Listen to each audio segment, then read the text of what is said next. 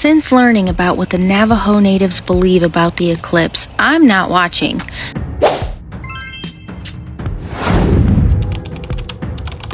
I'm glad you're watching, amazing viewer. This video is about ancient civilizations across the globe.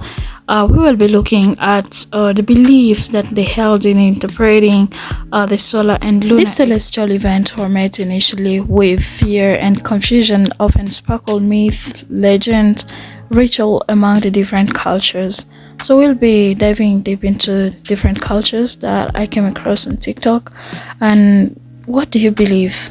Because I know that most of our beliefs are grounded in these ancient beliefs. So maybe if any of these falls in what you believe, let us know in the comment section. And if it doesn't fall, you can bring something new.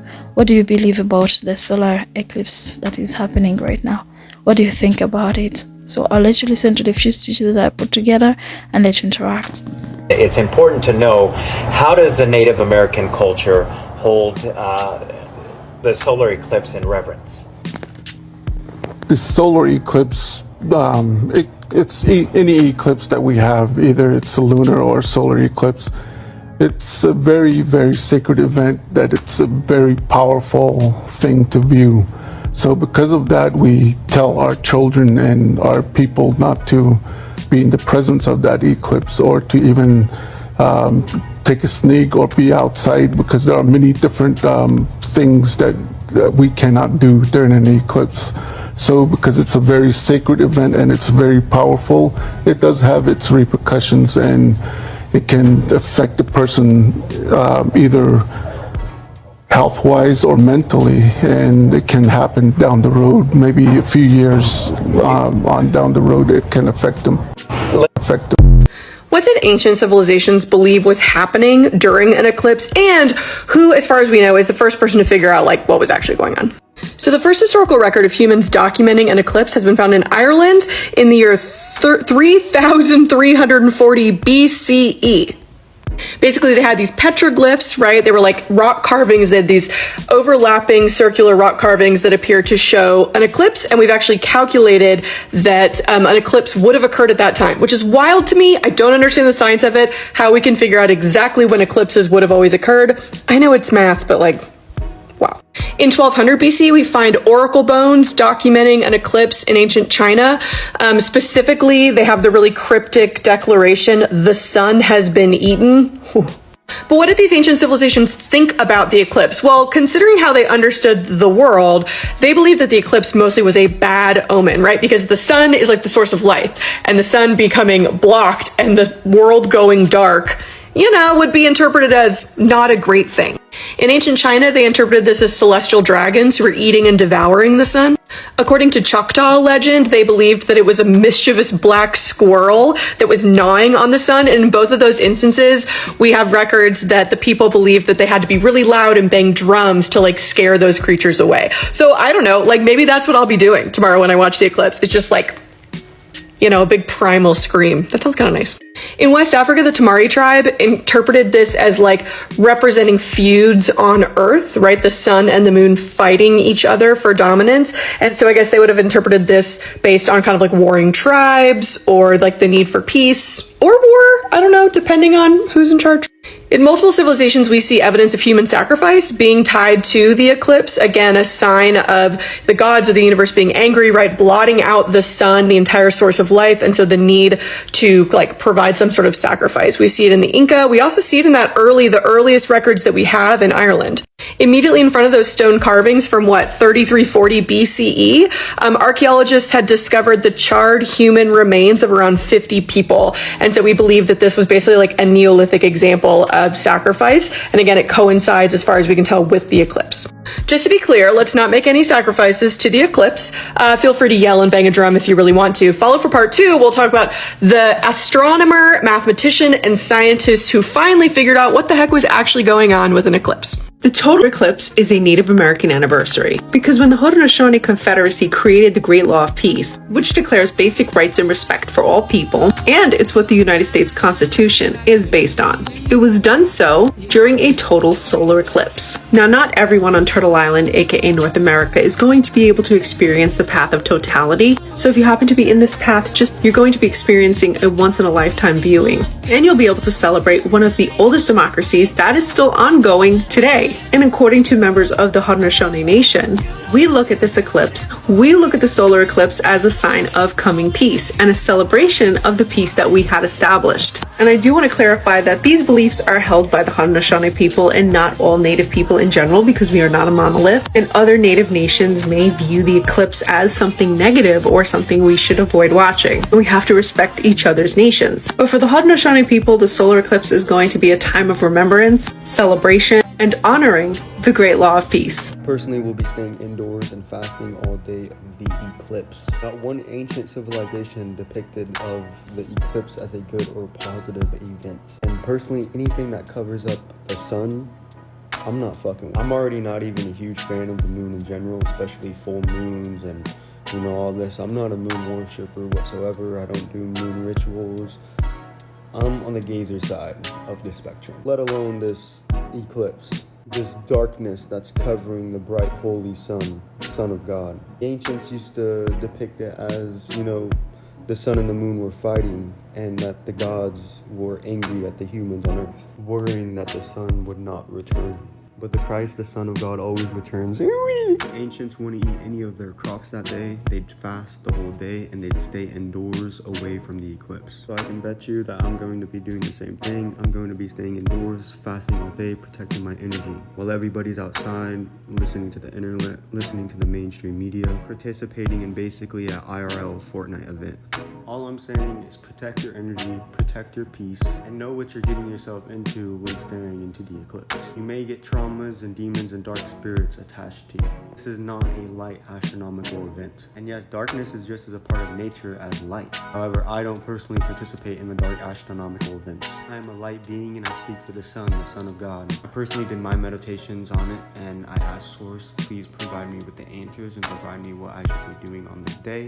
And it was downloaded and it was confirmed to me to protect my energy, protect my peace, fast all day and stay indoors and don't follow the mainstream media, and to basically stay to myself that day and protect my energy, which I am going to be doing, and I encourage all of you to do so as well. Peace and love and light to y'all. Yate. That is a greeting from the Navajo, and it means, from my heart, everything on the surface of Mother Earth is all good. Everything in my life is good. If you are seeing this before April 8th, stick around, because I'm just going to share with you the belief from the Navajos and why they choose not to watch the eclipse. Now, Dene is the word for the Navajos. It means from De, which is the people that came from above, to Ne, which is the surface of the earth. So, Dene. So their relationship to Mother Earth and what they can call Father the Sky is extremely important. So I just want to reference this YouTube video, Native American Navajo Beliefs About the Eclipse. Please go watch this guy. He explains it better than I can. But essentially what he is saying is that their relationship to the sun, they acknowledge that the most powerful thing in our universe to us is the sun. And that sun is a symbol of the Creator. The main thing to understand here is that without the sun, there is no life. I mean, look at this. This is a sun ray as I'm talking. This sun is listening. So during this brief moment of the eclipse, they acknowledge that the sun, Shita, which means my father, is now about to be covered. He also states that Shita provides all humans with joy, happiness, peace, and confidence, and it is up to us whether we receive joy, happiness, peace, and confidence. So during the eclipse, when the sun has died, it is important for them to show reverence. Now, reverence just means a deep respect for someone or something. rituals showed honor and reverence for the dead. And so this is paying reverence to the order in which the holy people have established.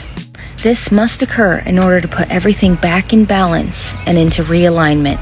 It is then up to us to make new promises, new commitments to the holy people as to how we live our lives. So the symbolism is that the sun does die, but it comes alive again, and that they believe that once they die, they realize that they will come alive again as well. And so it is just a lot of symbolism that they're paying respect to, that when the sun dies, it has come back. Now, it is important to note that you must remain indoors during the event. And he states because it is a sacred time and you must keep all things sacred. He states it's a time to reflect on what Mother Earth has given us, and that all life is given by the holy people and Mother Earth. So the teaching is to just be quiet, sit with yourself, sit in peace, and just reflect on what Mother Earth has provided you with. And this will be time to make new commitments. So not necessarily new manifestations like people want you to believe, but just new commitments. Look towards the future and the person that you want to become. Maybe look on the things that might be some shortcomings and how you would like to strengthen that. I really hope you enjoyed this information. Please go check out this video if you want all of the details. And I just want to end this video with rest in peace, Cole. I just want to take a minute for his beautiful, beautiful face and his life that got taken too soon. And neither should you. Now, the Navajos do believe in not imposing their beliefs on other people. So this is just me simply sharing with you the beliefs of the Navajo natives and why they choose not to watch the eclipse. Now, I'm partial Navajo and I'm partial Apache. I did not grow up in a indigenous or native family because I was adopted. So I'm learning a lot of this as I'm sharing it with you. But please go watch this. He goes on to explain that the reason why they do not watch is because, number one, the sun is a symbol of the Creator, the Father. The Creator, the Maker. They refer to it as Shita, the Son, the Father. And that Shita, my Father, provides all five-fingered beings, and that the Father provides us with joy, happiness, confidence, and peace. But it is up to us whether or not we receive that joy, happiness, confidence, and peace. So when this eclipse is covered, it is known as the sun has died. And during this time, you must pay reverence and respect to the order in which the holy people have established. It is to restore balance, realignment, and it is up to us as children to receive that, to make new commitments, new promises to the way of living.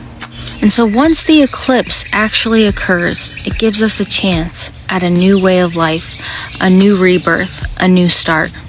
So it's a time you should not be watching TV, being goofy. It's a time for reflection, for sitting with yourself in peace. If you can, I would suggest taking the day off.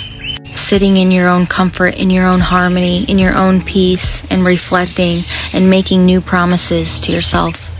Now, he can explain it 10 times better than I can, so please go check this video out on YouTube if you're interested in learning the deeper meaning behind everything the eclipse has to do with and what it could bring.